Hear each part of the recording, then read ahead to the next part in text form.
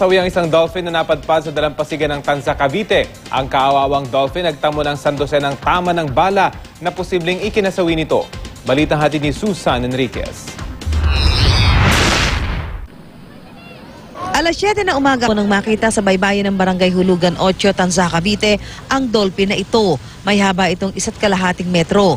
Pero ayon sa mga residente, bigla raw itong nawala. Muli itong nakita pero mapapansin daw na mahina na ito dahil mabagal na raw lumangoy. Sinecure muna tapos tumawag sa akin.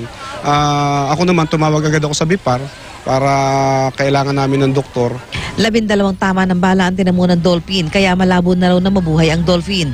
Na-trauma siya din, systemic na po yung nagkaroon ng systemic infection. Possibly po kasi true and true yung tama. So tumagos dito.